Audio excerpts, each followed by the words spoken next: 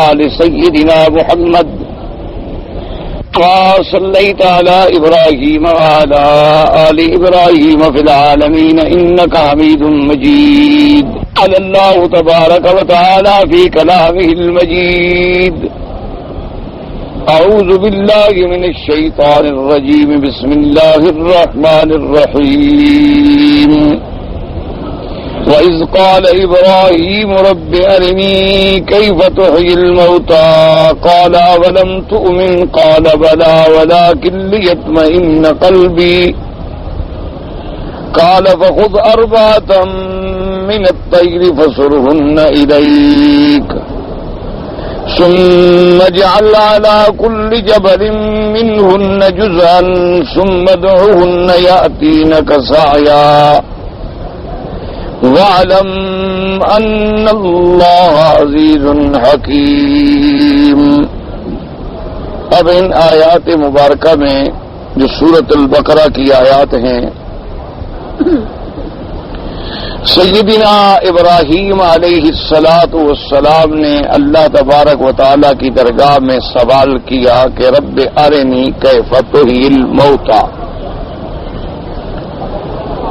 کہ اے میرے پروردگار عالم، میرے رب کریم و عظیم، مجھے دکھلا دیں کیف تحیی الموتى، کہ آپ کس کیفیت سے زندہ فرماتے ہیں مردوں کو. اللہ تبارک و تعالی نے فرمایا کہ قال اولم تؤمن، کیا تم اس پر ایمان نہیں رکھتے ہو کہ میں قادر ہوں مردوں کو جلانے پہ؟ قال بلا، میرا ایمان ہے. وَلَٰكِن لِّيَطْمَئِنَّ قَلْبِي، لیکن مقصود میرا یہ ہے کہ اطمینان قلب، تسکین قلب حاصل ہو جائے اور مجھے ایمان اور علم الیقین سے بڑھ کر عین الیقین کا مقام جو ہے وہ نصیب ہو جائے. جیسا کہ میں نے کل بھی عرض کیا تھا کہ دونوں واقعات تقریباً ایک ہیں، یعنی اس سے پہلے واقعے میں بھی اس بات معاد ہے اور اس واقعے میں بھی اس بات معاد ہے کہ اللہ تبارک و تعالی تمام مخلوق کو فنا کرنے کے بعد دوبارہ زندہ کرنے پہ قادر ہیں. اس مسئلے کو ثابت کرنے کے لیے یہ دو واقعات اور دو آیات جو ہیں ان کا ذکر ہوا. فرق اتنا ہے کہ پچھلی آیات میں اللہ نے نام نہیں لیا کہ وہ اعتراض کرنے والا، سوال کرنے والی ذات کون تھی، کون شخصیت تھی، وہاں نام نہیں لیا گیا. اور دوسرا یہ ہے کہ ان کو سوال کا جواب جو ہے وہ 100 سال کے بعد ملا، کیونکہ اس کے سوال میں وہ شان ادب نہیں تھی جو شان ادب سیدنا ابراہیم الخلیل کے سوال میں. اب مفسرین کرام رحمہم اللہ تعالی علیہم اجمعین نے یہاں بڑے بڑے وجوہات کا ذکر فرمایا ہے کہ بھی ابراہیم علیہ السلام نے آخر یہ سوال کیوں کیا کہ یا رب مجھے آپ دکھلائیں کہ آپ مردوں کو زندہ کیسے فرمائیں گے. اس سوال کرنے کی وجہ کیا تھی؟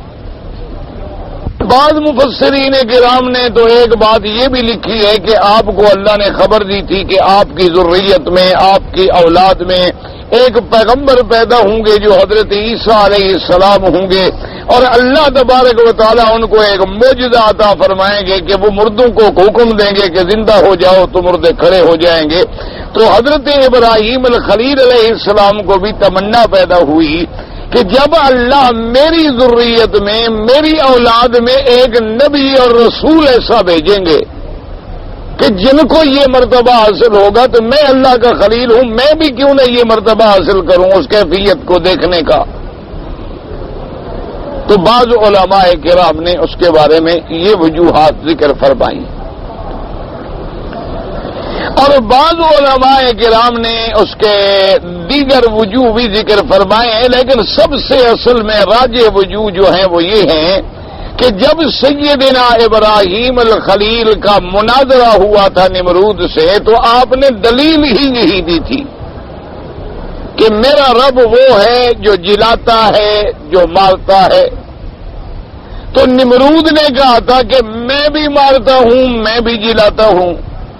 تو اس نے ایک قیدی کو چھوڑ دیا اور ایک کو قتل کر دیا، تو اس پر سیدنا ابراہیم کے دل میں داعیہ پیدا ہوا کہ اب اللہ تبارک و تعالیٰ کوئی ایسی کھلی کیفیت کا اظہار فرما دیں تاکہ کسی کو شبہ کرنے کا سوال باقی نہ رہے، اور میرے دل میں بھی کیفیت جو ہے ایمان و اطمینان کی وہ زیادہ سے زیادہ بڑھ جائے۔ اس لیے سیدنا ابراہیم الخلیل نے اپنے رب کریم سے یہ سوال کیا کہ رب ارنی کیف تحیی الموتى قال اولم تؤمن قال بلی ولکن لیطمئن قلبی۔ یہ اطمینان قلب جو ہے نا یہ سب سے اعلیٰ مرتبہ ہے۔ اس لیے مفسرین کرام نے، محدثین عظام نے رحمہم اللہ تعالی علیہم اجمعین نے لکھا ہے کہ ایک مرتبہ تو ہوتا ہے بندے کا انابت کا، کہ انابت پیدا ہوتی ہے، اللہ کی طرف رجوع پیدا ہوتا ہے۔ اسے قرآن میں آتا ہے کہ ذالکم اللہ ربی علیہ توکلت والیہ انیب، میرا رب وہی ذات ہے جس کی یہ صفات ہیں، اسی پہ میں سہارا کرتا ہوں، اسی کی طرف میں نے لوٹنا ہے۔ اور جیسے اللہ نے فرمایا وَأَنِيبُوا إِلَىٰ رَبِّكُمْ، اللہ نے فرمایا تم اپنے رب کی طرف لوٹو، یہ ہے انابت۔ انابت کے بعد ایک مقام ہوتا ہے ہدایت، اور ہدایت کے بعد پھر ایک مقام ہوتا ہے کہ ربط علی القلب، کے اللہ دلوں کو مطمئن کر دیتے ہیں، یہ اعلیٰ مقام ہے۔ جیسے کہ اللہ نے فرمایا کہ موسیٰ علیہ السلام کی والدہ کا جب وہ دور ابتلا گزرا کہ گھر میں بیٹا ہے، قتل ہو جانے کا اندیشہ ہے، اور دشمن اتنا طاقتور ہے، مقابلے کی قوت نہیں ہے، اور اللہ نے بیٹے کو بچانے کے لیے اور ایک امتحان پیدا کر دیا کہ دشمنوں سے تو بچا رہے ہیں لیکن حکم دے رہے ہیں کہ دریا میں ڈال دو۔ یعنی اللہ تبارک و تعالیٰ نے موسیٰ علیہ السلام کی حفاظت کا جو طریقہ ہے وہ بھی تو ایک امتحان ہے نا، کہ بھی دشمنوں سے تو ہم بچا دیں گے لیکن القی فی الیم، اپنے بچے کو صندوق میں ڈالو اور دریا میں ڈال دو۔ تو یہ ایک اور امتحان فرمایا وَرَبَطْنَا عَلَىٰ قَلْبِهَا، اللہ فرماتی ہیں پھر ہم نے ان کے دلوں کو باندھ دیا، بی بی کے دل کو ایسا باندھ دیا کہ بی بی مطمئن ہو کے اللہ کے حکم پہ چل پڑی۔ ورنہ کون ماں ہے جو اپنے بیٹے کو اپنے ہاتھوں سے جا کے دریا میں ڈال دے؟ کون ایسی ماں ہو سکتی ہے؟ اللہ تبارک و تعالیٰ معاف کرے، وہ تو مائیں نہیں ہوتی نا جو حرام کے بچے جنتی ہیں، وہ تو عورتیں نہیں ہیں، وہ تو عورتوں کے نام پہ بدنما داغ ہیں، ان کو تو عورت کہلانے کا کوئی حق نہیں پہنچتا ہے، وہ تو چلتی پھرتی ہوئی عفونت زدہ لاشیں ہیں کہ جو صرف اپنے سفلی جذبات اور اپنے جنسی خواہشات کو مٹانے کے لیے بچوں کو جنم دیتی ہیں اور پھر پارکوں میں چھوڑ دیتی ہیں یا سڑکوں پہ ڈال دیتی ہیں یا ہسپتالوں میں پھینک آتی ہیں، وہ مائیں نہیں ہوتی۔ ورنہ حقیقت میں جو ماں ہے، یعنی جو صحیح معنوں میں اللہ نے جسے والدہ کا مقام دیا ہے، اور جن والدین کا ذکر اللہ نے اپنی توحید کے بعد کیا ہے کہ وَاعْبُدُوا اللَّهَ وَلَا تُشْرِكُوا بِهِ شَيْئًا وَبِالْوَالِدَيْنِ إِحْسَانًا، اور اللہ نے فرمایا وَالْوَالِدَاتُ يُرْضِعْنَ أَوْلَادَهُنَّ حَوْلَيْنِ كَامِلَيْنِ لِمَنْ أَرَادَ أَن يُتِمَّ الرَّضَاعَةَ، وہ والدہ کبھی یہ برداشت نہیں کر سکتی کہ اپنے بچے کو جا کے دریاؤں میں ڈال دے، لیکن اللہ نے فرمایا کہ ہم نے ان کے دلوں پہ باندھ دی۔ جیسے اللہ تبارک و تعالی نے فرمایا کہ جب حضرت صدیق رضی اللہ تعالیٰ عنہ غار ثور میں میرے مدنی کے لیے پریشان ہیں، مضطرب ہیں، گھبرائے ہوئے ہیں کہ کہیں دشمنوں نے دیکھ لیا تو میرے مدنی کو تکلیف نہ پہنچائیں، تو اللہ تبارک و تعالیٰ فرماتے ہیں پھر ہم نے انتظام کر دیا، ہم نے یہ قرآن بھی نازل کیا، جبریل بھی بھیجا، کہ اپنے ساتھی کو تسلی دے دیں اللہ ہم دونوں کے ساتھ ہے. فانزل سکینتہ علیہ، اللہ فرماتی ہم نے ایک خصوصی اطمینان، ایک خصوصی سکینہ اور رحمت ڈال دی، ان کے دلوں کو سکون عطا فرما دیا. تو یہ مقام اطمینان قلب جو ہے یہ ایک بہت بڑا اونچا مقام، اور یہی وجہ ہے آپ نے دیکھا ہے نا جی کہ ایک عام آدمی ہے، اس کو ذرا بھی تکلیف آئے تو دوڑنے لگ جاتا ہے، بھاگنے لگ جاتا ہے. ذرا سی بھی پریشانی ہو تو بس جناب بھاگتا ہے، چیختا ہے، واویلا کرتا ہے. لیکن ایک مومن کا کام یہ ہے کہ جیسے سیدنا ابن عباس رضی اللہ تعالی عنہ سفر میں تشریف لا رہے تھے، راستے میں اطلاع ملی آپ کو کہ آپ کا بچہ فوت ہو گیا، تو حضرت ابن عباس رضی اللہ تعالی عنہ فوراً اپنی سواری سے اترے، 2 رکعت نماز پڑھی اور اس کے بعد فرمایا انا للہ و انا الیہ راجعون، اور فرمایا ھکذا امرنا، اسی طرح ہمیں اللہ نے حکم دیا ہے کہ الذین اذا اصابتهم مصیبۃ قالوا انا للہ و انا الیہ راجعون، اور اسی طرح اللہ نے حکم دیا کہ یا ایھا الذین آمنوا استعینوا بالصبر والصلاۃ، کہ جب مصیبت آئے تو نماز سے مدد پکڑو. تو اللہ نے جو حکم دیا ہم نے تعمیل کر لی، نماز بھی پڑھی، انا للہ بھی پڑھا، بس اللہ کی نعمت تھی، اللہ کی چیز تھی، اللہ نے لے لی. یہی وجہ ہوتی ہے کہ بڑے بڑے اولیاء اللہ جو گزرے ہیں ان کے لیے تکلیف جو ہے پھر تکلیف ہی نہیں رہتی، مصیبت جو ہے وہ مصیبت ہی نہیں رہتی. جیسے کسی نے حضرت سری سکتی رحمت اللہ علیہ سے ایک دن پوچھا، انہوں نے کہا حضرت مدت ہو گئی ہے آپ کی صحبت میں نے آپ کو کبھی اداس نہیں دیکھا، بڑے خوش رہتے ہیں، مطمئن رہتے ہیں، ہر وقت آپ کی طبیعت پہ ایک سکون ہے، اطمینان ہے.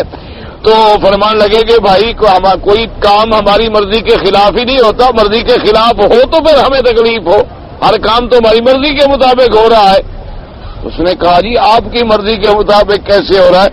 انہوں نے کہا جب ہماری مرضی ہے ہی کچھ نہیں، ہم نے اپنی مرضی کو فنا کر دیا کہ جو اللہ کی رضا ہے بس اسی پہ ہم راضی، ہماری تو کوئی مرضی ہے ہی نہیں، حیثیت نہیں، اور اس کی رضا کو ہم نے اپنی مرضی بنا لیا کہ جو اللہ کی رضا ہے وہی ہماری مرضی ہے، اسی پہ ہم راضی ہیں. وہ دکھ دے ہم راضی، وہ سکھ دے ہم راضی، تو پھر ہمیں تکلیف کیوں ہو؟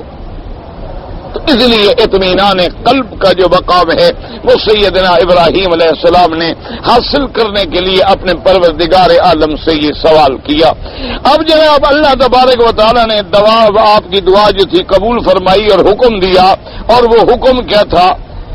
اللہ تبارک و تعالیٰ فرماتے ہیں قال فخذ أربعة من الطير فصرهن إليك ثم اجعل على كل جبل منهن جزءا ثم ادعهن يأتينك سعيا.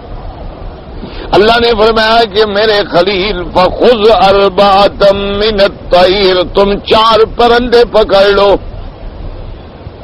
فصرهن إليك، یاد رکھو اس میں 2 قراتیں ہیں، ایک قرات ہے فصرهن إليك اور ایک قرات ہے فصرهن إليك، اور اس کے 2 ترجمے ہیں. بعض علماء محدثین مفسرین نے فرمایا کہ معنی یہ ہے کہ 4 پرندے لے کر ان کو پالو، اپنا ہلا لو، عادی کر لو، اپنے ساتھ رکھ لو، اچھی طرح تم جان لو کہ یہ پرندے ہیں اور وہ بھی تیری آواز کے عادی ہو جائیں، ان کو دانہ ڈالو، ہلا لو، اپنے ساتھ ملا لو. سرہن کا بعض علماء نے یہ ترجمہ 4 پرندے لے لیں، ان کو پال لیں اور اپنے ساتھ ان کو عادی بنا لیں. آپ نے دیکھا ہے نا بڑے بڑے پرندے لوگ عادی کر لیتے ہیں، ہاتھوں پہ بیٹھے، بلائیں گے تو آ جائیں گے، کہیں گے تو پنجرے میں چلے جاؤ، پنجرے میں چلے جائیں گے، کہیں گے تو پنجرے سے نکل آؤ تو نکل آئیں گے. اللہ نے حکم دیا کہ 4 پرندے جو ہیں وہ پکڑ لو اور ان کو ہلا دو. جب وہ عادی ہو جائیں، اس کی وجہ یہ تھی کہ بھی جب ہم نے ان 4 پرندوں کو دوبارہ زندہ کرنا ہے، پہلے تو تمہاری آواز کے بھی عادی ہوں، دوسری بات یہ ہے کہ پھر تم پہچاننے میں بھی غلطی نہ کرو کہ جی وہی پرندے ہیں یا اور آ گئے. تم پہلے اچھی طرح ان کو دیکھ لو، بال لو، پال لو، ہلا لو، اپنے ساتھ لگا لو، وہ تمہارے عادی ہو جائیں، تم اس کے عادی ہو جائیں۔ اور جب یہ بات ہو جائے تو پھر ان کو ذبح کرو۔ ذبح کرنے کے بعد پھر ان کے گوشت، ان کا پوست، ہڈیاں وڈیاں توڑ پھوڑ کے ان کو آپس میں ملا جلا لو، اور ملانے جلانے کے بعد پھر ان متفرق کر کے تقسیم کر کے ایک ایک پہاڑ پہ رکھ دو۔ اب جناب سمجھیں کہ پہلے اللہ نے یہاں پر جو ہے اربعۃ من الطیر، پرندوں کا حکم دیا کہ 4 پرندے پکڑ لو۔ یہ حکم نہیں دیا کہ بھی 4 بکریاں پکڑ لو، 4 گائیں پکڑ لو، کوئی جانور، کوئی ایسی چیز۔ آخر پرندوں کا انتخاب جو ہے اللہ نے پرندوں کا حکم کیوں عطا فرمایا؟ کہ قدرت نے فرمایا کہ ابراہیم الخلیل تم 4 پرندے لے لو، 4 پرندوں کو پھر یہ ہے پال لو، ہلا لو، ان کے بعد پھر ان کو مار کے تقسیم کر دو۔ تو ان پرندوں کو اختیار کرنے میں کیا حکمت تھی اللہ تبارک و تعالی کی؟ تو اس پر بھی مفسرین کرام نے رحمہم اللہ تعالی علیہم اجمعین نے سب سے پہلی بات تو یہ ہے کہ آدمی کو تسلیم و رضا کا خوگر ہونا چاہیے۔ بھی اللہ نے حکم دیا آمنا و صدقنا، چاہے ہمیں حکمت سمجھ آئے چاہے ہمیں حکمت سمجھ نہ آئے۔ لیکن بعض علماء نے وجوہات لکھی ہیں، انہوں نے کہا اس کی وجہ یہ ہے کہ پرندوں کا تعلق جو ہے یہ عالم علو سے ہے کہ وہ فضا میں تیرتے ہیں۔ جانور جو ہے ان کا تعلق جو ہے وہ ارضیات سے ہوتا ہے، اور ان کا تعلق جو ہے وہ فضا سے، ہواؤں سے ہوتا ہے۔ چونکہ حضرت خلیل سائل کا سوال بھی بڑا اونچا تھا اور جواب دینے والی ذات تو سب سے اعلیٰ تھی، اس لیے اللہ نے اس چیز کو منتخب فرمایا کہ جس کا تعلق بھی کم از کم عالم علوی سے ہو۔ اس لیے خداوند قدوس نے حکم دیا کہ فخذ اربعۃ من الطیر، کیونکہ جتنا سوال بڑا ہوتا ہے اتنا پھر اہتمام بھی بڑا ہوتا ہے۔ جیسے امام محمد رحمت اللہ علیہ سے بادشاہ نے سوال کیا تھا نا جی کہ اچھا آپ یہ بتائیں کہ آپ کا خدا جو ہے وہ اس وقت کیا کر رہا ہے؟ امام محمد رحمت اللہ علیہ سے بادشاہ نے سوال کیا تھا کہ خدا کیا کر رہا ہے اس وقت، یہ بتاؤ۔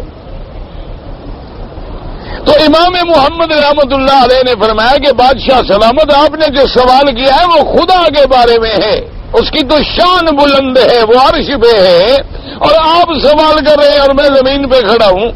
میں اس کا جواب دینے کے لیے تیار ہوں، لیکن ایک شرط ہے کہ آپ اپنی کرسی سے تخت سے نیچے آ جائیں، مجھے اپنے مقام پہ بٹھائیں، پھر میں جواب دوں گا۔ خدا کے بارے میں جواب ہے، کوئی عام بندے کے بارے میں جواب نہیں ہے، مخلوق کے بارے میں جواب نہیں، خالق کے بارے میں جواب ہے۔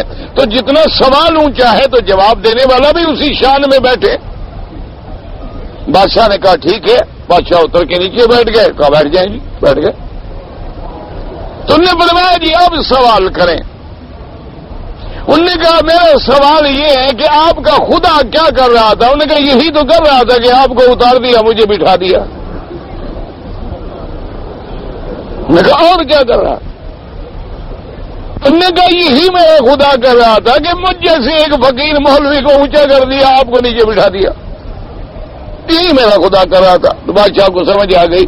تو اس لیے چونکہ سوال اللہ کی ذات سے تھا اور سوال احیاء موتا سے تھا، اور پھر سوال کرنے والا خلیل اللہ تھا، اور پھر سوال روح کا جسد میں ڈالنے سے تھا، اور روح کا مقام بھی اسی طرح ہے۔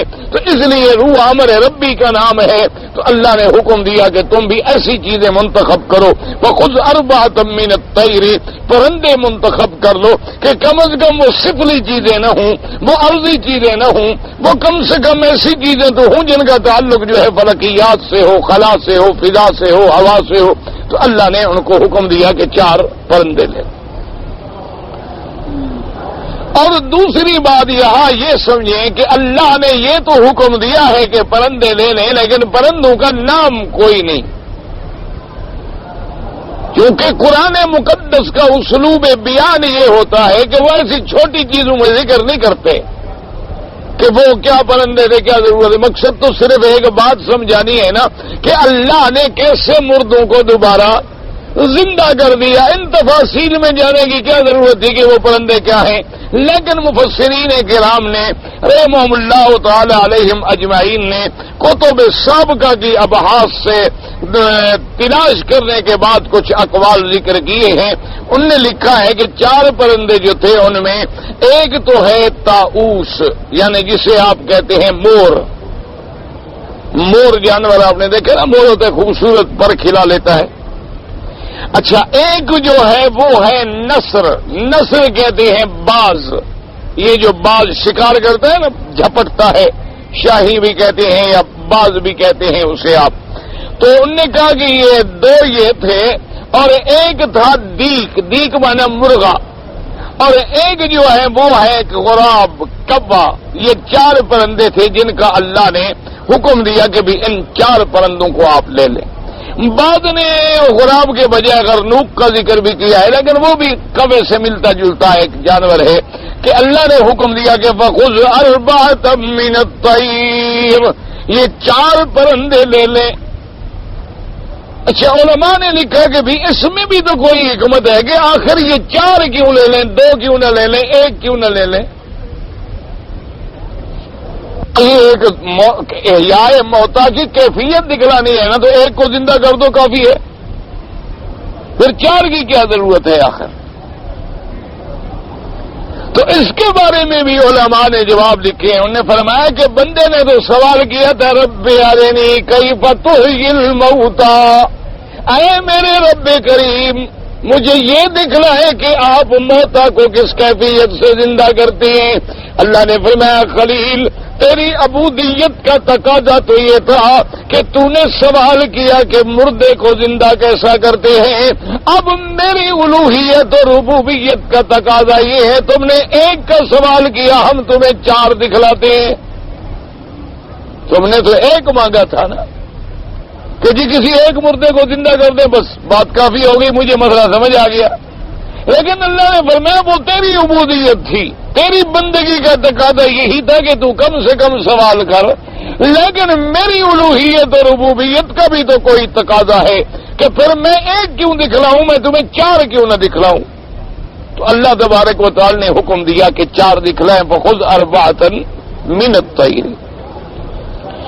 اور بعض مفسرین کرام نے اس کا اور جواب بھی لکھے ہیں. انہوں نے کہا کہ اصل میں انسان جو ہے وہ چونکہ 4 عناصر سے مرکب ہے. انسان کے اندر جو ہے 4 عناصر ہیں. کیا معنی؟ مٹی ہے، پانی ہے، ہوا ہے، آگ ہے. یہ 4 عناصر ہیں جن سے انسان مرکب ہوا ہے. تو اللہ تبارک و تعالی نے بھی 4 کا حکم دے دیا تاکہ عناصر 4 کا پورا نکھر جانا، پورا بکھر جانا، پھر پورا مل جانا جو ہے، ساری کمال کیفیت جو ہے وہ ابراہیم الخلیل علیہ السلام کے سامنے آ جائے. اس لیے حکم فرمایا کہ فخذ 4 من الطیر، کہ تم 4 پرندے جو ہیں پکڑ لیں کہ تاکہ وہ انسان کے ساتھ بھی ایک تشابہ ہو جائے. کیونکہ مقصد سوال کا تو یہی تھا نا کہ جی آپ مردوں کو کیسے زندہ کریں گے.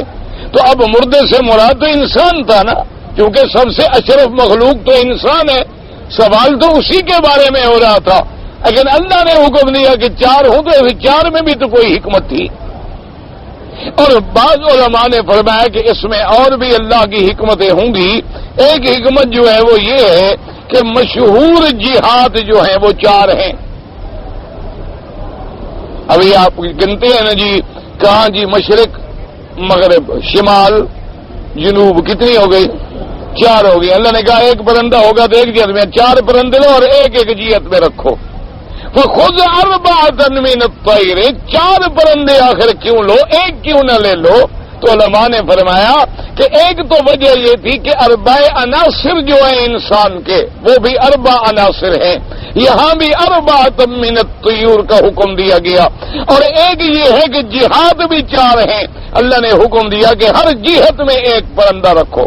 ایک مشرق میں، ایک مغرب میں، ایک شمال میں، ایک جنوب میں، تاکہ کل کوئی معاند یہ سوال نہ کر سکے کہ اللہ نے مشرق والی ہوا جو چلی ہے اس سے تو اللہ نے زندہ کر دیا، لیکن مغرب سے اگر چلتی تو زندہ نہ کر سکتے، اگر شمال سے چلتی تو زندہ نہ کر پاتے، اگر جنوب کی ہوا ہوتی تو زندہ نہ کر پاتے۔ بعض ہواؤں میں نمو اور رویدگی کی کیفیات ہوتی ہیں اور بعض ہواؤں میں وہ کیفیات نہیں ہوتی۔ اللہ نے فرمایا کہ نہیں، پرندے بھی چار لو، جہتیں بھی چار لو، اور ہر پہاڑ پہ ٹکڑے ٹکڑے کر کے رکھ دو۔ اس لیے اللہ نے اپنے خلیل کو حکم دیا کہ فخذ اربعۃ من الطیر، اور بعض علماء نے فرمایا کہ یہ پھر پرندے انہی کو کیوں منتخب کیا گیا کہ جن کے بارے میں مفسرین نے لکھا ہے کہ وہ چار پرندے جو تھے، یعنی ایک مور تھا، ایک باز تھا، ایک مرغ تھا اور ایک کوا تھا، ان کے انتخاب میں بھی تو اللہ کی کوئی حکمت ہوگی۔ انہوں نے فرمایا کہ ہاں، اصل میں مور جو ہے نا یہ اپنے حسن پہ، اپنے جمال پہ فرفتہ رہتا ہے، تو انسان بھی تو زین للناس حب الشہوات، انسان بھی تو شہوات کے ساتھ زینت پکڑتا ہے۔ اسی طرح بعض جو ہے یہ جھپٹنے پہ اور دوسرے کو مارنے پہ اور اس کے گوشت کو نکالنے پہ بڑا ہوس رکھتا ہے، انسان میں بھی یہ بڑی تمنا ہے۔ اسی طرح کبا جو ہے دن رات محنت کر کے کھاتا رہتا ہے، گند ملے، اچھا ملے، برا ملے، تو انسان جب بھٹکتا ہے تو وہ بھی ہر جگہ منہ مارتا رہتا ہے۔ اور مرغ جو ہے اس میں قوت شہوانیہ زیادہ ہے، اور انسان بھی اسی قوت شہوانیہ کی بنا پہ برباد ہوا ہے، تو اس تناسب سے ان پرندوں کے اختیار کرنے کا حکم جو ہے دیا گیا۔ اللہ نے فرمایا کہ فخذ اربعۃ من الطیر، تم یہ چار پرندے جو ہے لے لو اور اس کے بعد ان کو اپنے ساتھ ہلا لو، عادی ہو جائے تمہارے، تم ان کو اچھی طرح پہچان لو، کیونکہ جب آدمی عادی ہو جاتا ہے نا جی، اب دیکھیں بٹیر کتنے ہوتے ہیں، لیکن بٹیرے باز جو ہیں وہ اپنے بٹیر کو کیسے پہچانتے ہیں؟ بجالے 100 میں چھوڑ دو اپنا پکڑ لیں گے، کیونکہ وہ عادی ہو گیا، وہ جان گئے اس کی عادات کی شکلیں وغیرہ، قصہ کہانی سب چیزیں جو ہیں وہ پہچان لیتی ہیں۔ اس لیے اللہ نے فرمایا ان کو تم اپنے ساتھ ہلا لو، ملا لو، اور اس کے بعد جو ہے پھر ہم حکم دیں گے کہ بھی ان کو ذبح کرو اور ٹکڑے ٹکڑے کر دو۔ اب جناب سیدنا ابراہیم علیہ السلام، لیکن یہ بات یاد رکھیں کہ قرآن میں کسی جگہ یہ ہمیں نہیں معلوم ہوتا کہ اللہ نے، قرآن میں صرف یہ ہے کہ فَخُذْ أَرْبَعَةً مِّنَ الطَّيْرِ فَصُرْهُنَّ إِلَيْكَ ثُمَّ اجْعَلْ عَلَىٰ كُلِّ جَبَلٍ مِّنْهُنَّ جُزْءًا ثُمَّ ادْعُهُنَّ يَأْتِينَكَ سَعْيًا۔ یہاں قرآن میں کسی جگہ ہمیں یہ لفظ نہیں ملتا کہ ان کو ذبح کرو، ذبح کرنے کے بعد ان کو ٹکڑے ٹکڑے کرو۔ اور سرہن کا ترجمہ جو مفسرین نے فرمایا کہ ان کو اپنے ساتھ عادی کر لو، ہلا لو۔ تو اب ان کو ہلا لو، الیک کا معنی بھی یہ ہے کہ یہ تیرے عادی ہو جائیں، تیری طرف مائل ہو جائیں۔ تو اس کے بعد ہمیں کسی جگہ یہ نہیں آتا کہ اللہ نے حکم دیا ہو کہ ذبحنا، ذبح کرو ان کو، اس کے بعد ان کو ٹکڑے ٹکڑے کرو۔ تو یہ مفہوم جو ہے کہاں سے لیا گیا ہے؟ اس لیے کہ آج کل مثلا ایک مستشرقین میں سے، صہاینہ میں سے، یا یہود و نصارہ کے آج کل جو بڑے بڑے اسکالر ہیں جن کا مقصد ہی یہ ہے کہ ہر وقت وہ قرآن کے اندر کوئی نہ کوئی اشتباہ پیدا کر کے مسلمانوں کے اذہان کو تشویش میں مبتلا کر دیں کہ مسلمان ایک الجھن کا شکار ہو جائیں کہ بھئی یہ قرآن کا کیا مطلب ہے ایسی باتیں کہنے کا۔ اور ہمارے نئے پڑھا لکھا طبقہ جو ہے جن کی نشو و نما جو ہوتی ہے وہ بیچاروں کی انگریز آیا کی گود میں ہوتی ہے، پھر انگریزی اسکولوں میں پروان چڑھتے ہیں، انگریزی یونیورسٹیوں سے جا کے فارغ ہوتے ہیں، وہ تو بیچارے پھر ایک نسلی مسلمان ہوتے ہیں، ان کو اصلی مسلمان کا مرتبہ تو اللہ نصیب کر دے۔ نسلاً تو وہ کہتی ہے میرا باپ مسلمان تھا۔ سے مجھے ایک دوست نے بتلایا، اس نے کہا کہ میں ایک کلب میں گیا تو وہاں جانے کے بعد کسی فرینچ کلب میں تو کہتا ہے کہ جب میں گیا عرب دوست ہے میرا، تو اس نے کہا کہ میں جب اس کلب میں پہنچا تو وہاں نماز کا وقت ہو رہا تھا مغرب کا، تو میں نے ان ملازمین سے جو سرو کر رہے تھے پوچھا کہ بھئی میں نے نماز پڑھنی ہے، تو انہوں نے کہا کہ جی ہمیں تو پتہ نہیں نماز کیا ہوتی ہے۔ انہوں نے کہا بھی تمہیں پتہ نہ ہو چلو اس بات کو تو چھوڑو کوئی بات نہیں، لیکن نماز میں نے پڑھنی ہے، مجھے صرف یہ پتہ کر دو کہ یہاں کوئی مسجد ہے۔ انہوں نے کہا جی ہمیں مسجد کا کوئی پتہ نہیں۔ میں نے کہا بھی کم از کم یہ مجھے پتہ کر لو کہ قبلہ کس طرف ہے، اس کی کوئی سمت ہو۔ اس نے کہا جی ہمارے پاس ایسا بھی کوئی انتظام نہیں۔ البتہ جو ہمارا مالک ہے اس کلب کا وہ مسلمان ہے، اس کو ہم جا کے کہتے ہیں وہ آپ کی ہیلپ کریں گے۔ وہ کہتی ہے کہ انہوں نے اس کو جا کے کہا، وہ مالک جو تھا وہ آیا مجھے ملا، کہنے لگا کہ بھئی بڑی اچھی بات ہے آپ نماز پڑھنا چاہتے ہیں۔ میرا بھی دادا جو ہے نا اس کو میں نے دیکھا تھا نماز پڑھتا تھا، اس کے بعد تو میں نے نماز دیکھی بھی نہیں، یعنی دادے کو تو میں نے دیکھا تھا ایک دو دفعہ نماز پڑھتے ہوئے، پھر میں نے باپ کو بھی نہیں دیکھا، ماں کو بھی نہیں دیکھا، میں نے بھی کبھی نہیں پڑھی، ویسے میں مسلمان ہوں۔ کہا خیر تم جیسے مسلمان ہو اتنی تو مہربانی کرو کعبہ شریف کا۔ اس نے کہا اب خود اندازہ کرو کہ جس نے اپنے والدین سے آج تک نماز کے بارے میں دیکھا ہی نہیں تو تمہیں میں کعبے کی ڈائریکشن کیسے بتا دوں؟ تم بیٹھو، میں کہیں ٹیلی فون کرتا ہوں، کوئی مجھے اسلامک سینٹر ملتا ہے تو پوچھتا ہوں اس سے، تو اس نے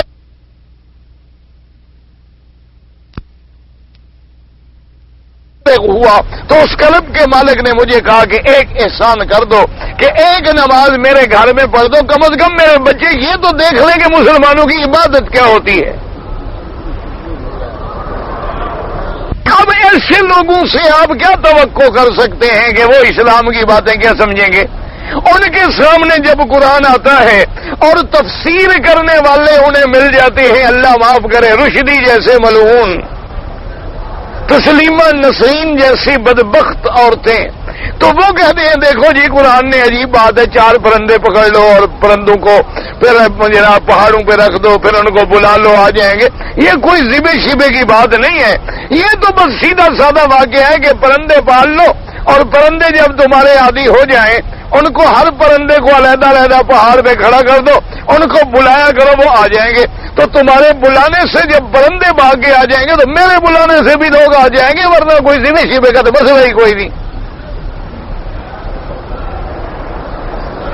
انہوں نے تو اذہان میں شکوک و شبہات ڈالنے کے لیے ایک نیا وہم پیدا کر دیا کہ جی ذبح کا لفظ کہاں لکھا ہوا ہے، اور اس کے بعد یہ کہاں لکھا ہوا ہے کہ ذبح کر لو پھر قیمہ بنا لو، قیمے کو ملا لو۔ یہ ساری باتیں تو آپ کہہ رہے ہیں، قرآن میں تو کہیں نہیں ہے کہ ذبح کر لو پھر گوشت کاٹ لو پھر قیمہ بنا لو، قیمے میں ٹانگیں بھی ڈال دو، اس کے پر ڈالو نہ ڈالو کیا کرو، یہ کہاں لکھا ہوا ہے؟ اور اس کے بعد جو ہے ہمارے بعض جو لوگ ہوتے ہیں نا جی اللہ معاف فرمائے اللہ پاک رحمت کرے، بعض جو اہل حق ہیں صوفیاء ان کے تو ہم قائل ہیں، وہ صوفی جو صفائے قلب سے ہے اور قرآن و سنت کا غلام ہے، ہم ان صوفیوں کے غلام ہیں۔ لیکن بعض ایسے لوگ ہوتے ہیں کہ وہ ہر بات میں ایک نئی تعبیریں لے آتے ہیں۔ وہ کہتے ہیں کہ جی اصل بات یہ تھی کہ یہ زندہ کرنا مردہ کرنا، وہ کہتے ہیں یہ تو ایک اشارے ہیں، مانا یہ تھا کہ میرا دل جو ہے وہ مردہ ہو گیا ہے، اس کو زندہ کرنے کا کیا طریقہ ہے؟ انہوں نے ایک اور تفسیر بدل ڈالی۔ انہوں نے کہا کہ دیکھو قرآن کے اندر یہ بھی تو ہے نا کہ اللہ نے فرمایا کہ کافر جو ہے مردہ ہے اور مسلمان جو ہے وہ زندہ ہے۔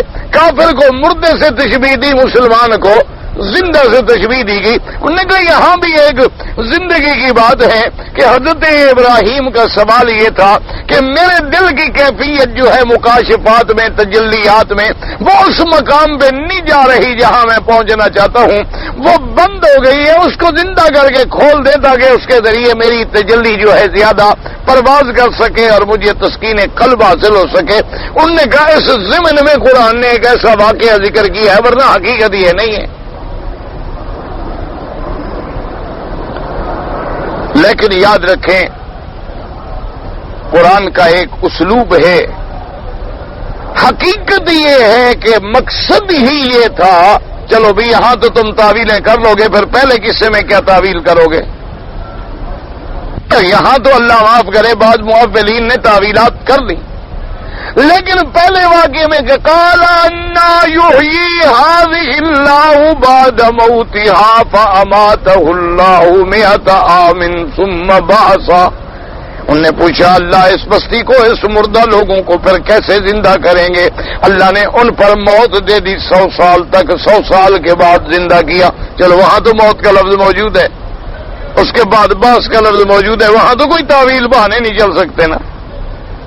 تو جب وہاں بھی مقصود یہ ہے اور پہلے بھی مقصود یہ الم تر الی الذی حاج ابراہیم فی ربہ ان آتاہ اللہ الملک اذ قال ابراہیم ربی الذی یحیی ویمیت قال انا احیی وامیت.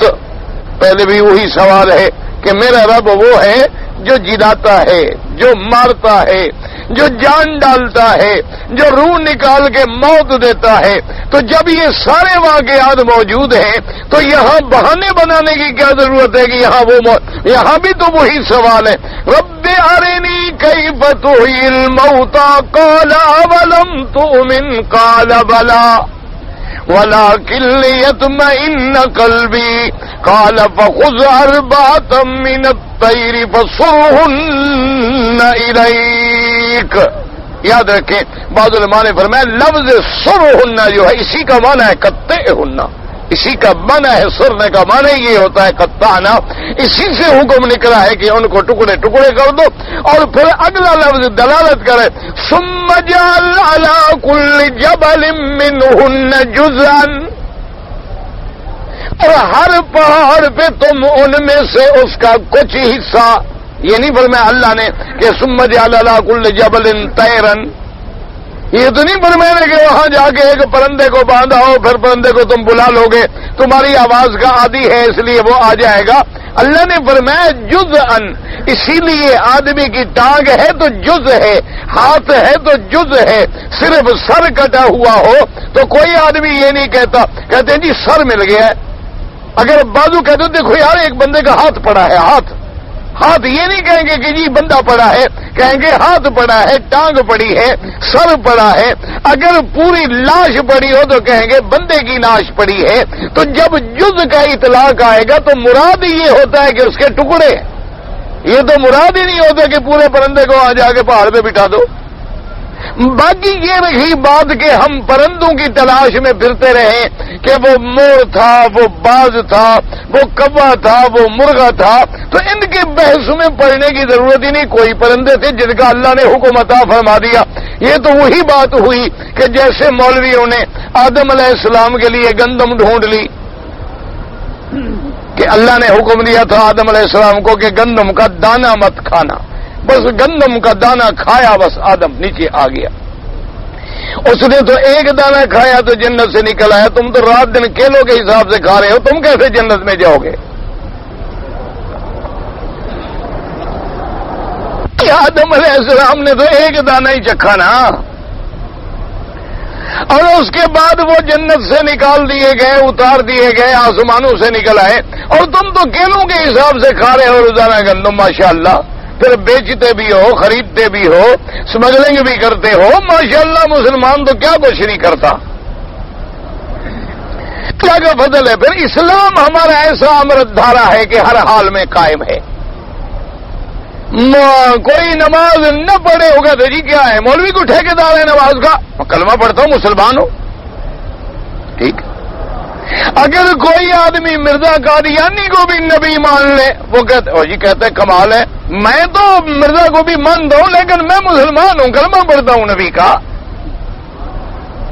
کوئی آدمی آغا خان کو بھی مان لے، 3 نمازیں بھی معاف کر دے، اللہ کے قرآن میں بھی تبدیلیاں کر دیں، اور نماز روزے میں نہ فاتحہ نہ سورت نہ قرآن، بس صرف یہی کہتے رہو کہ میری صبح کی قبول فرما، میری شام کی قبول فرما، میری دوپہر کی قبول فرما، اور تو میرا آقا ہے، اور تو میرا فلان ہے، اور تو میرا فلان، یہ نماز ہے،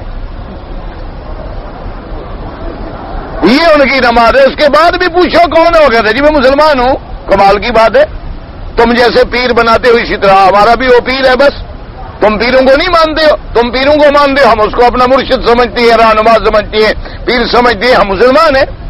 ہمارا اسلام تو جی اتنا مضبوط ہے نا جی، ہندوؤں کے ساتھ مل جاؤ تو کچھ نہیں ہوتا اس کو، وہ گھنٹے بجاتے ہیں، یہ گھنٹے بجائیں تب بھی کچھ نہیں ہوتا، وہ دیوی دیوتاؤں پہ پھول چڑھائیں، ہم مردوں پہ چڑھائیں، ہمارے اسلام کو کچھ نہیں ہوتا، بڑا مضبوط ٹھیک ٹھاک اسلام ہے ہمارا، اتنا مضبوط ہے کہ ہلتا ہی نہیں۔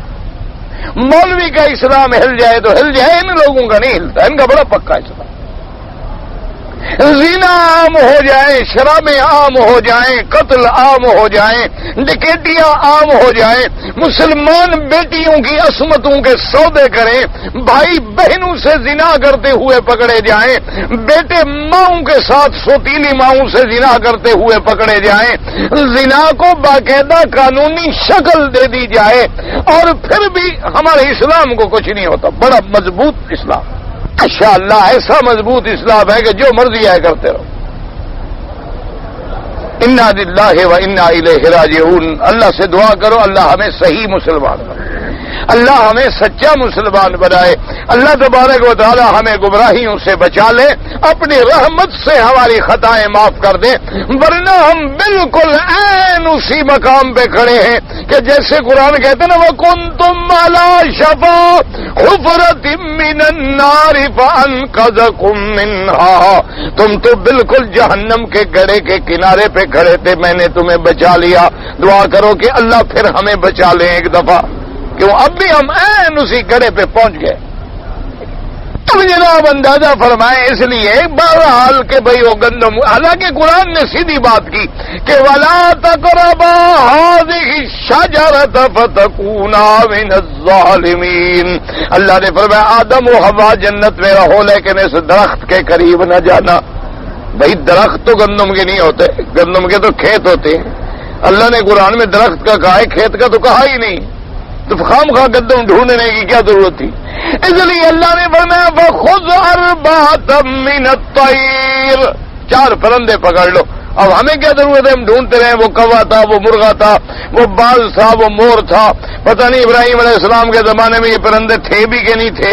اب بھی دنیا میں ایک جگہ ایک پرندہ پایا جاتا ہے، دوسری جگہ وہ پرندہ نہیں پایا جاتا۔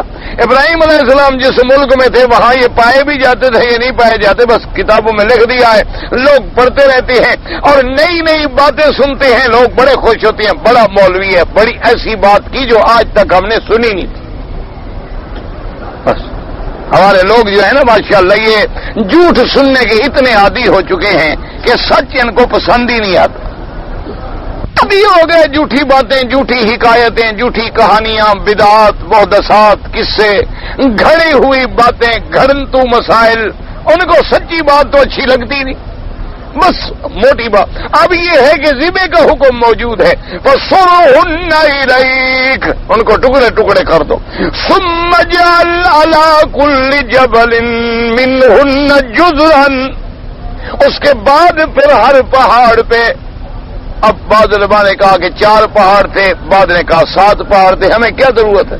مانا یہ تھا کہ ابراہیم علیہ السلام کے سامنے اس وقت جو پہاڑ تھے وہ 4 تھے، وہ 10 تھے، وہ 2 تھے، وہ 1 تھا، مقصد تو یہ تھا کہ تم اپنے ہاتھوں سے ذبح کر کے ان کے قیمہ بنا کے ملا کے پھر ان کے ٹکڑے ٹکڑے کر کے تھوڑے تھوڑے جز جو ہے سامنے رکھ دو۔ ثُمَّ ادْعُوهُنَّ يَأْتِينَكَ سَعْيًا، اللہ نے فرمایا جب تم سارے گوشت کو تقسیم کر کے پہاڑوں پہ رکھ دو، ثُمَّ ادْعُوهُنَّ، ان کو آواز دو، تم پکارو گے نا ابراہیم، دیکھو پھر وہ آئیں گے تیری طرف دوڑتے ہوئے، کیوں قیامت کے دن بھی تو یہی ہوگا نا، وَنُفِخَ فِي الصُّورِ فَصَعِقَ مَن فِي السَّمَاوَاتِ وَمَن فِي الْأَرْضِ الا من شاء اللہ ثم نفخ فيه اخرى فاذا هم قيام ينظرون. اللہ نے فرمایا کہ جب ہم حکم دیں گے سور پھونکا جائے گا، فرشتہ پھونکے گا، اور اس کے بعد ساتھ یہ بھی کہے گا کہ یا ایتھا العظام البالیہ، اے بوسیدہ ہڈیوں اکٹھی ہو جاؤ، حکم ہو رہا ہے تیار ہو جاؤ. تو وہاں بھی تو ایک آواز ہوگی نا، بس کھڑے ہو جائیں گے سب. تو اللہ نے فرمایا کہ اب ان کو تم بھی بلاؤ، آواز دو. ابراہیم علیہ السلام جب تم آواز دو گے تو یاتینک سایہ، وہ تیرے پاس آئیں گے دوڑتے ہوئے چلتے ہوئے. کیوں؟ اب دیکھیں خدا کی شان ہے، لو تو پرندے، حالانکہ پرندوں کا کام تو یہ تھا کہ وہ اڑتے ہوئے آتے. اللہ نے فرمایا نہیں اڑتے ہوئے نہیں، چلتے ہوئے دوڑتے ہوئے آئیں گے. اڑتے ہوئے آئے تو پھر دشمن کہہ دینا یہ نہیں، وہ تو پرندے ادھر چلے گئے تو اور آ گئے ہیں. کیوں؟ اڑتے ہوئے پرندوں میں تو شبہ ہو سکتا ہے نا دیکھنے والوں کا کہ جی وہ تو ادھر نکل گئے. نہیں نہیں، وہ نہیں ہے جناب، یہ اور ہے. اللہ نے فرمایا نہیں، تمہارے سامنے دوڑتے ہوئے آ رہے ہیں، دیکھتے ہو کیسے آ رہے ہیں. پہلے سے اتنے عرصے سے بھی تم نے ان کو دیکھ رکھا تھا تاکہ پھر کسی قسم کا اشتباہ باقی نہ رہے. وہ تیرے پاس چل کے آئیں گے، وہ تیرے پاس اڑ کے نہیں آئیں گے. اچھا اب یہ قرآن کا اسلوب ہے کہ یاتینک سایہ، تیرے پاس آئیں گے دوڑے ہوئے. کیا مانا؟ یعنی پھر ابراہیم علیہ السلام نے اس پہ عمل کیا، ان کو ذبح کیا، ان کے ٹکڑے رکھے، پھر ان کو بلایا، پھر وہ دوڑ کے آ گئے. یہ ساری بات خود بخود سمجھ آ جاتی ہے قرآن سے. قرآن کا ایک اسلوب بیان ہے. یاتینک سایہ وَاعْلَمْ أَنَّ اللَّهَ عَزِیزٌ حَکِیمٌ. اور میرے پیغمبر اب اپنے علم کو اور پکا کر لیں کہ اللہ تبارک و تعالی ہر چیز پہ قادر ہے، غالب ہے. جو چاہے مار دے مرضی، جلا دے مرضی. وہ چاہے تو مردہ کر دیں، وہ چاہے تو زندہ کر دیں، وہ چاہے تو ہلاک کر دیں، فنا کر دیں، چاہے تو دوبارہ زندہ کر کے آباد کر دیں. حکیم اس کی حکمت یہ ہے کہ اتنے عرصہ گزر گیا ابھی قیامت کیوں نہیں آئی. حکمت ہے، وقت ہے، آئے گا. وہ اس کی حکمتیں ہیں کہ دیر سے آئے یا جلدی آئے، کوئی اس کی حکمت پہ اعتراض کرنے والا نہیں. تو ان آیات مبارک میں بھی مقصود کیا تھا؟ اس بات معاد کہ ہر مسلمان کا یہ اعتقاد اور زیادہ پکا ہو جائے کہ اللہ تبارک و تعالی ہمیں مارنے پہ بھی قادر ہیں، اور مرنے کے بعد چاہے ہماری ہڈیاں بکھر جائیں. جیسے کہ بعض مفسرین نے اس سوال میں ایک وجہ اور بھی لکھی ہے کہ ایک دفعہ ابراہیم علیہ السلام ایک دریا کے کنارے گزرے، دیکھا تو ایک مردہ جانور جو ہے، ایک جانور مردہ پڑا ہوا ہے، اس کا جیفا پڑا ہوا ہے این بالکل دریا سمندر کے کنارے پہ. اب جو لہر آتی ہے زور سے پانی چڑھتا ہے تو اس کے جو جانور ہیں پانی میں وہ بھی آگے اس کو نوچتے ہیں، اور پھر وہ پانی اتر گیا، چلے گئے. اب جب پانی اتر جاتا ہے تو ادھر جنگل کے بھی جو جانور کھڑے ہیں وہ بھی جا کے اسے کھانا شروع کر دیتے ہیں، نوچنا شروع کر دیتے ہیں. اور جب یہ سب کھا پی لیتے ہیں، کچھ تھوڑا بہت بچ جاتا ہے تو بڑے بڑے پرند آتے ہیں، بڑی بڑی چیلیں آتی ہیں، بڑے بڑے جانور آتے ہیں، اڑنے والے چیلیں وغیرہ، وہ آگے وہ بھی اس کے بدن کو کھاتے ہیں. تو اب خلیل کے دل میں خیال آیا علیہ السلام کہ اللہ میاں اس کے کچھ ٹکڑے تو چلے گئے ان جانوروں کے پیٹ میں جو سمندر میں ہیں، اور کچھ ٹکڑے چلے گئے ان جانوروں کے پیٹ میں جو جنگل میں ہیں، اور کچھ ٹکڑے چلے گئے ان مردے کے ان کے پیٹ میں جو اڑنے والے ہیں. ان سب کو پھر جمع کرنا، یہ کیفیت ذرا مجھے دکھا دے تاکہ مجھے اطمینان قلب کی دولت نصیب ہو جائے. اللہ نے فرمایا میں حکمت والا ہوں، میں غالب ہوں. میرا جب حکم ہوگا تو دیکھو جیسے چاروں پہاڑوں پہ دیکھو کیسے ہڈیاں بھاگ کے ملی ہیں، کیسے گوشت ملا ہے. اسی طرح جب ہم حکم دیں گے جہاں کسی کی ہڈی پڑی ہے ایک جگہ پہ آ جائے گی. میرے حکم کے آگے کیا دیر ہے. اللہ تبارک و تعالی آپ کو بھی اور مجھے بھی صحیح بات سمجھنے کی اور عمل کرنے کی توفیق دے. کہتے ہیں جی کہ اگر انسان استخارہ پڑھ کے سوئے تو خواب میں کیا دیکھتا ہے؟ کیا دیکھے؟ کچھ بھی نہیں دیکھتا. استخارے کا معنی خواب میں دیکھنا تو نہیں ہوتا. استخارہ جو ہے یہ عمل ہے، سنت رسول پاک ہے اور صحابہ فرماتے ہیں کہ حضور پاک سرکار مدینہ کان یعلمنا الاستخارۃ کما یعلمنا سورۃ من القرآن، حضور ہمیں استخارے کی دعا ایسے ہی یاد کرواتے تھے جیسے قرآن پاک کی کوئی آیت یاد کرائی جائے، یعنی اتنی سختی سے، پابندی سے۔ اس کا طریقہ کیا ہوتا ہے کہ بھئی آپ نے مثلا شادی کرنی ہے، تجارت کرنی ہے، دکان لینا ہے، مکان بنانا ہے، تو آپ پہلے 2 رکعت پڑھ کے دعا استخارہ پڑھ کے اس کے بعد آپ سو گئے، خواب میں اللہ چاہے تو دکھا دیں، نہ دکھائیں تو کوئی ضروری نہیں خواب دیکھنا، آپ 1 رات 2 رات 3 راتوں تک کر لیں، اس کے بعد اگر اللہ کو منظور ہے اور تیرے لیے بہتری ہے تو کام ہونے کا سبب بن جائے گا، اگر تیرے لیے شر ہے تو کام ہوگا ہی نہیں، اللہ خود پھیر دیں گے تم سے۔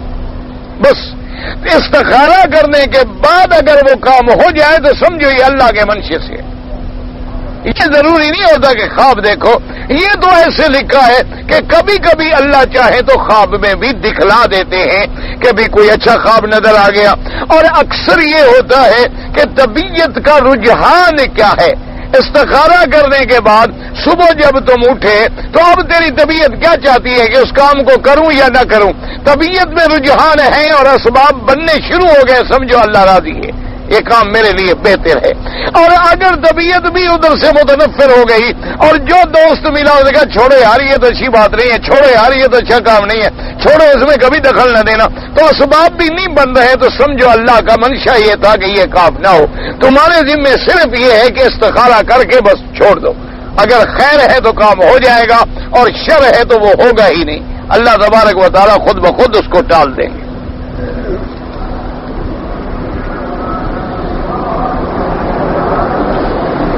کہتے ہیں جی کہ ایک کتاب مولوی صاحب نے کہا ہے کہ مولانا محدث عبدالحق دہلوی نے کتاب، وہ کتاب لے آؤ، ایسے مولوی نے کہا ہے، مولوی تو بڑی بڑی بلائیں کہہ رہے ہیں، مولوی کو کیا سمجھتے ہو، اللہ رحمت کرے، مولوی بڑی چیز ہے بابا، مولوی سے ڈرا کرو، کتاب لے آؤ مجھے دکھاؤ،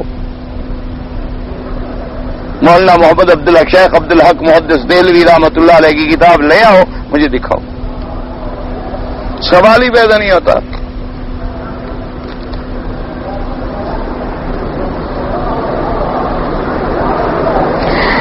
کہتے ہیں جی 30 طالب علموں کے ذریعے 30 پارے قرآن پڑھوا دیا جائے تو کن کے نزدیک بدعت ہوتا ہے، کن کے نزدیک بدعت نہیں ہوتا، جو پیسے لیتے ہیں حلوہ لیتے ہیں بدعت ہوتا ہے، اللہ واسطے پڑھتے ہیں بدعت نہیں ہوتا، سمجھ آ گیا؟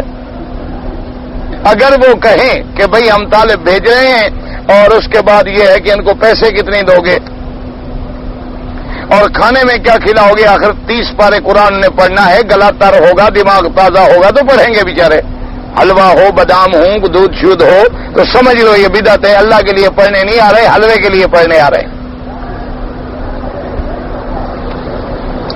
اگر تم نے کہا کہ جی میرا والد فوت ہو گیا، مہربانی کرو طلبہ سے کہہ دو کچھ پڑھ کے دعا کر دیں، انہوں نے کہا اچھا ٹھیک ہے پڑھ لیں گے، ٹھیک ہے، کوئی بدعت پڑھے دعا کرے، کوئی منع نہیں، یہ جو کاروبار ہم نے اس کو بنا دیا ہے یہ بدعت ہے۔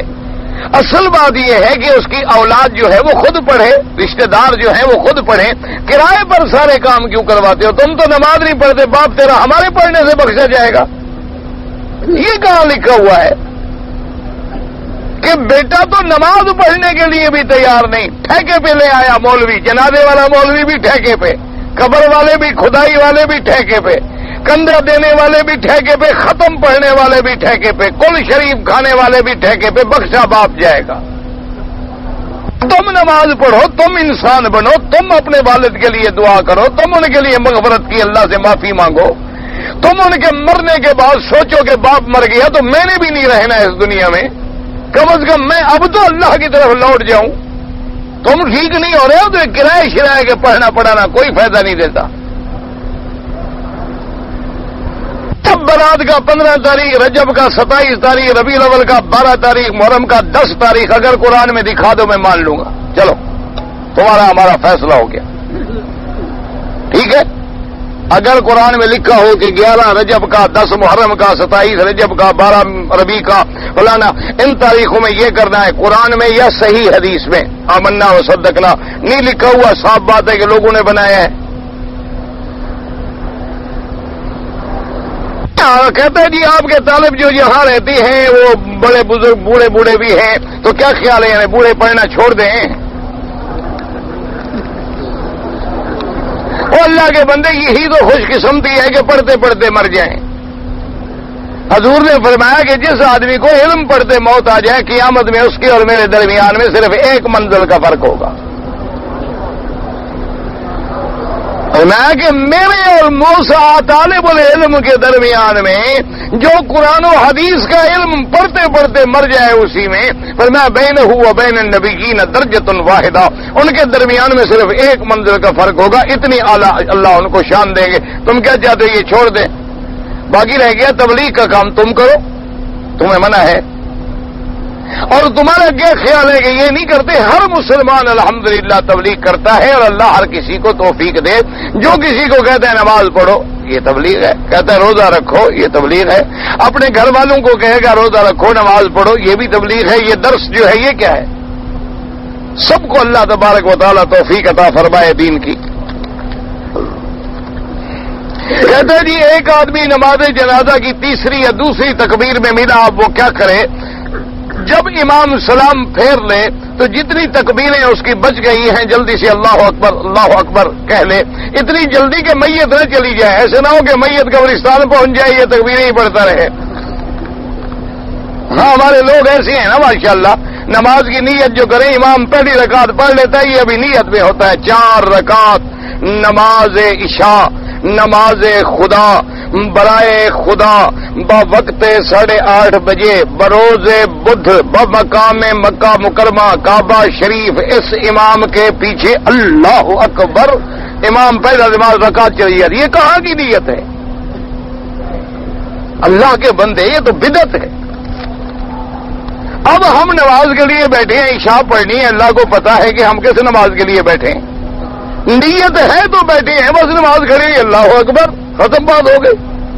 یہ کیا ہے کہ اتنی لمبی چوڑی تقریر، اور کھڑے ہو جاتے ہیں حجر اسود پہ، نیت ہو رہی ہے آدھا گھنٹہ، پیچھے جو لوگ آ رہے ہیں وہ کھڑا ہے، وہ ہٹتا ہی نہیں، وہ اب اللہ کے بندے گزرنے دو گے، میں نیت کر رہا ہوں۔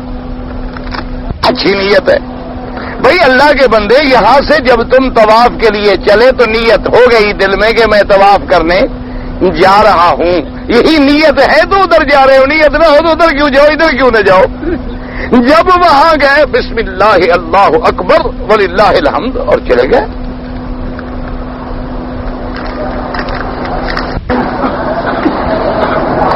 اگر ایک آدمی نفل یہ سنتیں پڑھ رہا ہے، تشہد میں ہے اور جنازہ کھڑا ہو جائے، کوئی بات نہیں، وہ اپنا پڑھتا رہے، باقی لوگ پڑھ لیں گے، اس پہ گناہ نہیں ہوگا۔ اس تفسیر کا آپ درس دیتے ہیں، یہ تقریباً قرآن ہے، تقریباً یعنی آپ کو شک ہے، چلو شکر ہے ماشاءاللہ۔ اور آپ کے طالب جو ہے اس کو جا نماز میں لپیٹ دیتے ہیں، تو بے ادبی ہو گیا، تو کس میں لپیٹے ہیں؟ یہ بندے پتہ نہیں کیا فارغ بیٹھے رہتے ہیں، سوال لکھتے رہتے ہیں۔ جا نماز جو پاک ہوتی ہے تو نماز پڑھتی ہے، تو پاک کپڑے میں قرآن کو نہ لپیٹے تو کس میں لپیٹے؟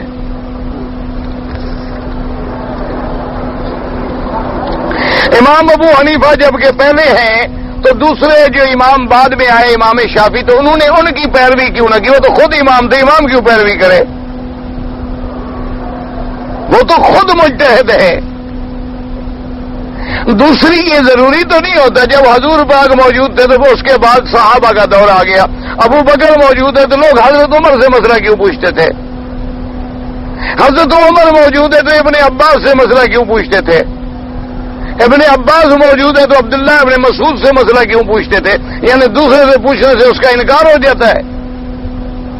اب مسجد میں ایک امام کعبے میں نماز پڑھا رہا ہے تو باقی مسجدوں میں پھر نماز کیوں ہوتی ہے؟ وہ سارے اسی کے پیچھے ہی پڑھتے رہے۔ کوئی عقل ہے؟ کوئی سوال ہے؟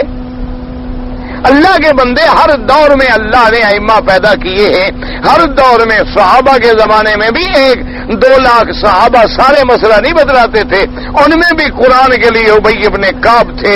حضور نے فرمایا اقرؤکم ابی ابن کعب، قرآن کی بات پوچھنی ہو تو پھر ابی ابن کعب سے پوچھو، تفسیر کا مسئلہ ہوتا تھا تو ابن عباس سے پوچھو، فقہ کے مسئلے ہوتے تو عبداللہ ابن مسعود سے پوچھیں۔ جب یمن میں حضور نے بھیجا تو ابی موسیٰ اشعری اور معاذ ابن جبل کو بھیجا۔ اسی طرح ہر کام کے لیے اللہ نے ہر زمانے میں رجال پیدا کیے ہیں۔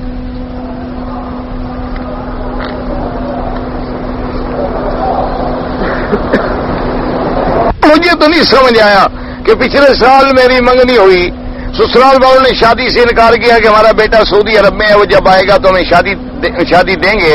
اس کے بعد میں بھی واپس سعودی عرب آ گیا تو میں 1 سال کے بعد واپس جاؤں گا. تو جناب اتنے عرصے میں پتہ نہیں کیا ہے 3 ماہ، تو اس کا گناہ والدین کے ذمہ ہوگا. والد کس کے ذمہ ہوگا؟ مقصد ہے تمہیں شادی میں دیر کر دی اس لیے والدین کے ذمہ ہوگا.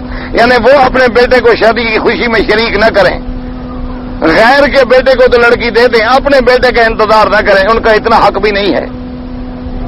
بڑے شریف آدمی ہو بھی تم غیر کے بیٹے ہو، تمہیں تو لڑکی دے دیں، لیکن اپنے بیٹے کو وہ اتنا بھی نہ کریں کہ ہمارا بیٹا آ جائے وہ بھی خوشی میں شریک ہو جائے. تمہیں غصہ آ گیا ہے. دور کے والد اور والدہ کے بارے میں علماء کرام نے لکھا ہے کہ چپ رہیں، بس سب سے آسان مسئلہ یہ ہے. ورنہ حدیث میں آتا ہے حضور نے دعا کی اجازت مانگی، اللہ نے مغفرت کی اجازت دعا کی نہیں دی. ایک آدمی بندوق سے شکار کرتا ہے، جب شکار کرے اللہ اکبر کہہ کے نہیں، کیونکہ اس سے دھکا لگتا ہے، کاٹتا نہیں ہے. گولی جو ہے ضرب مارتی ہے، کاٹتی نہیں ہے. کٹنا ضروری ہے، تیر سے کٹتا ہے.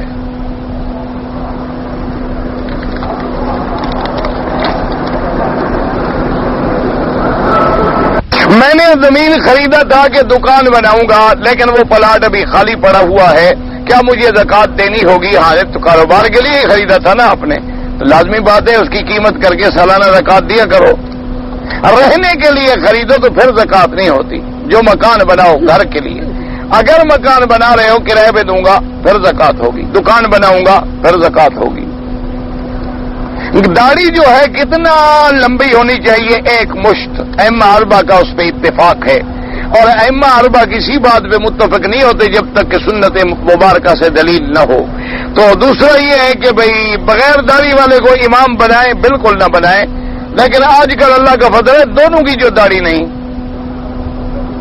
نہ امام کی نہ پتہ ہی نہیں لگتا کہ مرد ہیں عورتیں ہیں، نہ امام کا پتہ لگتا ہے نہ پیچھے والوں کا پتہ لگتا ہے. ویسے بہرحال امام اس کو بنائے جس کی داڑھی ہو. یاد رکھو بغیر داڑھی والے کے فقہاء نے لکھا ہے کہ نماز ہوتی ہی نہیں.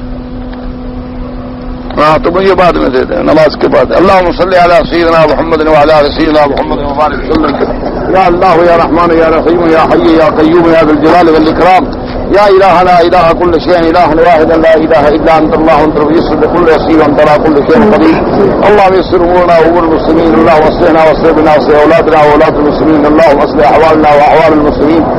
اللهم اصلح لنا شاننا كلها فلا تكلنا الى انفسنا طرفة عين تقرا كل من ذلك. اللهم اجعل لنا وللمسلمين من كل هم فرجا ومن كل ضيق مخرجا ومن كل بلاء عافية. اللهم انا نسألك من الخير كله عاجله واجله ما علمنا منه وما لم نعلم. اللهم انا نعوذ من الشر كله عاجله واجله ما علمنا منه وما لم نعلم. ربنا آتنا